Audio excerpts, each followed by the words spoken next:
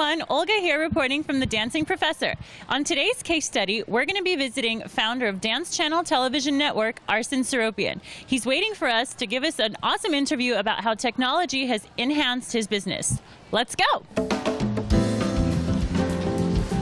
Seems like there's a party here on the right. Oh, this is the place, Dance Channel Television Studios. All right, here we are at Dance Channel Television Studios. Hi, Arsen. How are you? Good, how are you? Can you introduce yourself to our viewers? Yes, my name is Arsen Serobian. I'm a founder of Dance Channel TV Studios. We're very excited about Arsen's interview today, so are you ready? Yep. All right, let's go.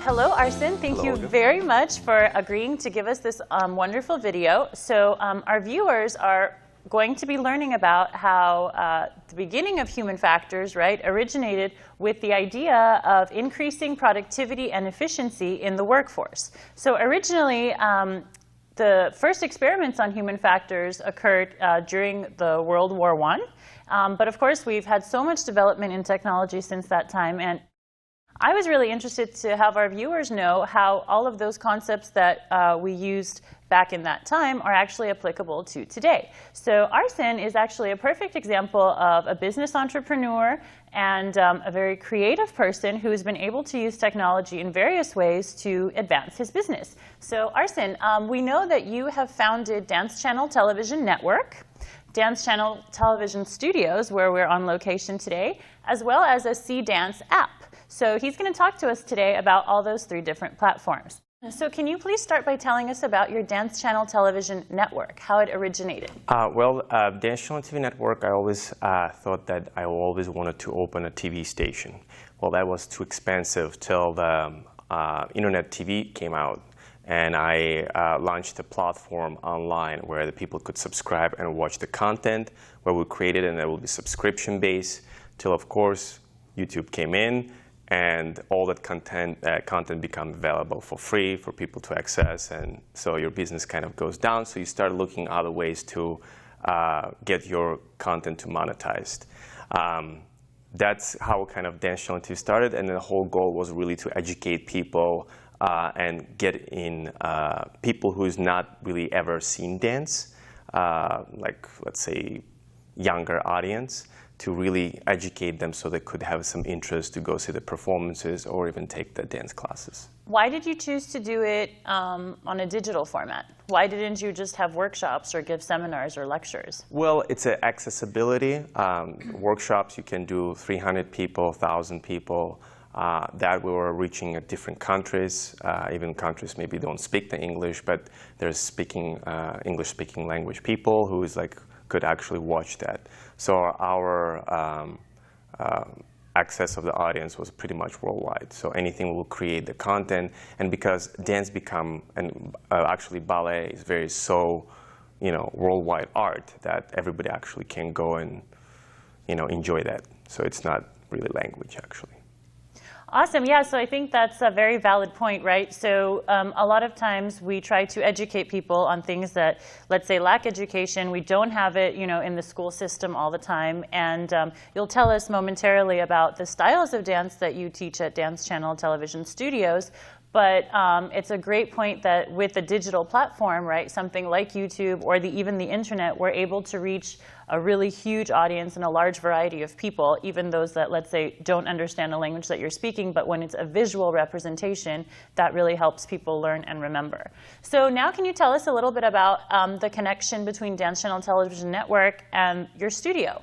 Well, after actually running remotely Dance Channel TV Network, we decided to open a location where we can educate kids, but at the same time we actually do have here, we do the live interviews with different artists, and we educate same time the people about those new artists and our students who are really hungry to learn about it.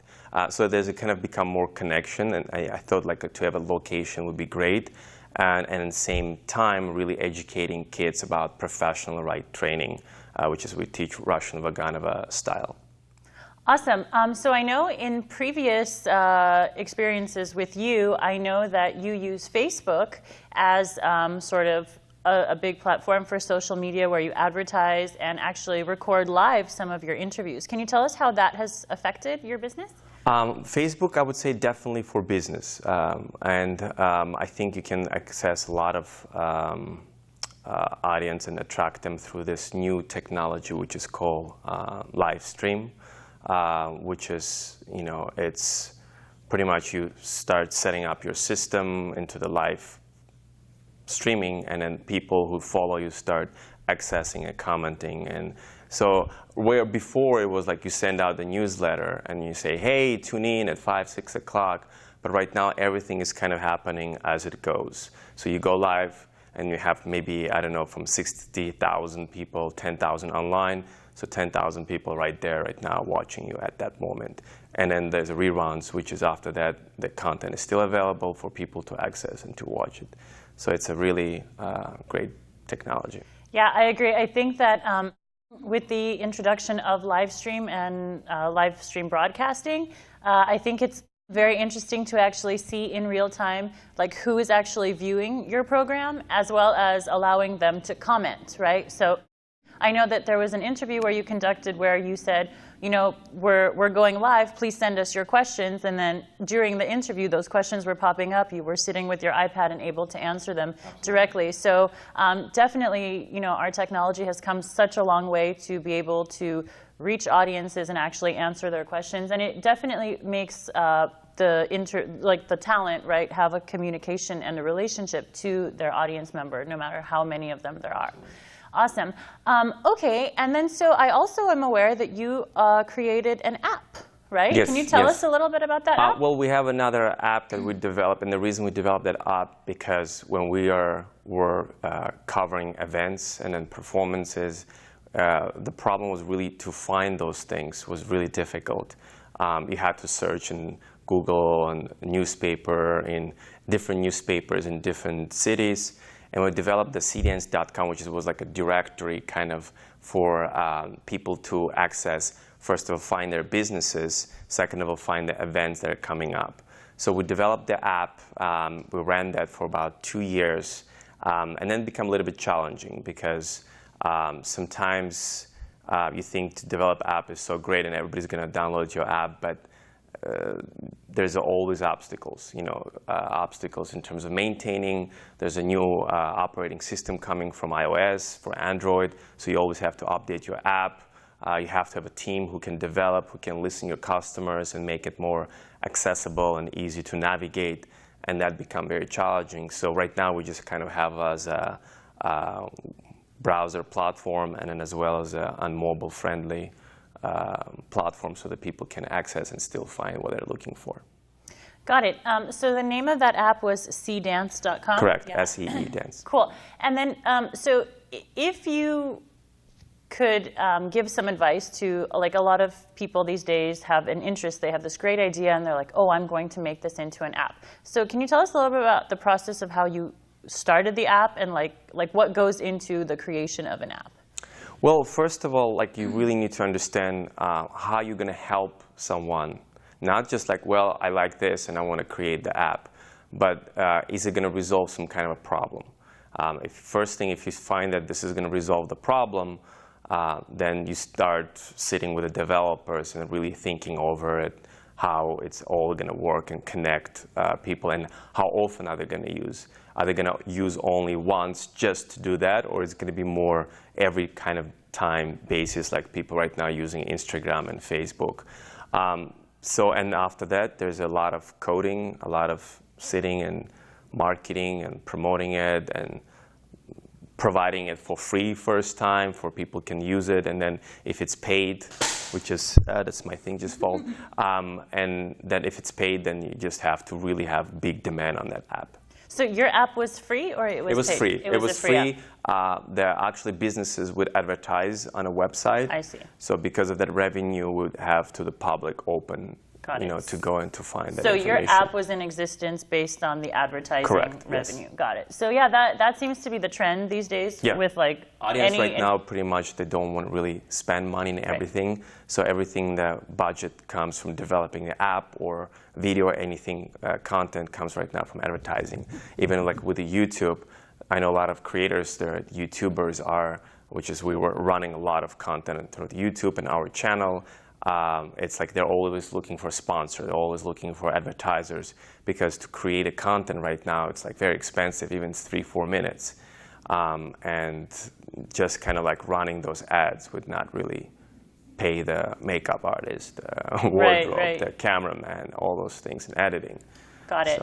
Okay, so so far Arsen has told us about how he's mainly used different platforms of technology to reach large groups of audiences internationally, right? So can you tell us a little bit about the internal purposes for technology? I know you have something like online classes. I know that you use a particular software for like the registration and things like that. So could you tell us a little bit about that? Yeah, we actually we set up a platform which is with a company called Pro.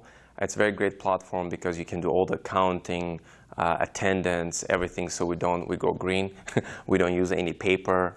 It's everything digital. So we don't print out like attendance sheet or anything like that. I just click on the button and I like present, or drop in or anything like that. The system automatically calculates, and then by the end of the week it sends the invoice system to the parent, and that's it.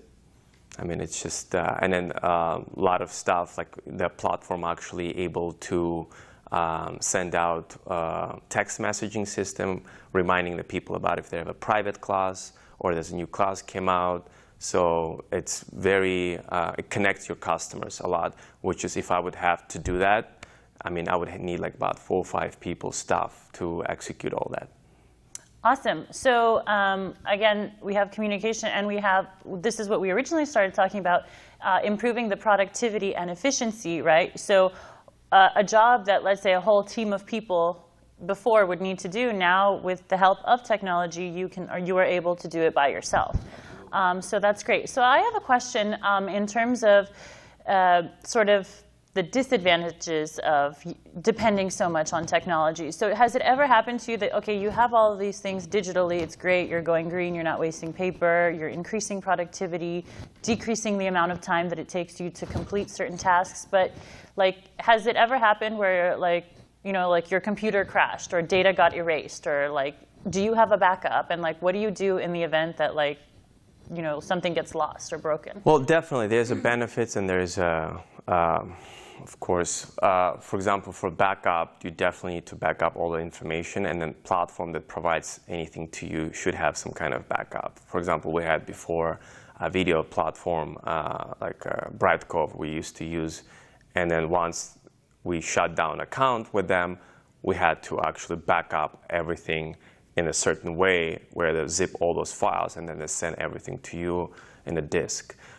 So that's kind of it. In terms of right now, if I'm doing the attendance, everything, if the internet is gone, yes, I mean, you're pretty much, in a bad position. SOL. Yes. You're pretty much SOL. Yeah. Yes. So we depend on the internet a lot right now, because everything right now, even with all those apps and everything, from starting your car to opening the door in your house to closing the shades and turning the lights, everything requires either through Bluetooth or through the Wi-Fi. And if that does not exist, we pretty much, gone. Yeah, I just have a similar story about that. I was in the airport the other day because my job requires me to travel a lot, and the screen seemed to be, I don't know, not working. And so we were all supposed to go to like gate 25 to fly to Burbank, right? And then it kept saying St. Louis on the tableau. And so they were making announcement after announcement saying, okay, please ignore the screen, it's incorrect, that is the gate for Burbank. But of course, people keep coming in, after security, so they can't keep announcing it all the time. But like, logically, turn off the screen or take a piece of paper with a marker and write it and then stick it on there, and then there will be no confusion. But it feels like people are just so dependent on this technology that they forget, I mean, I think people they don't even listen anymore.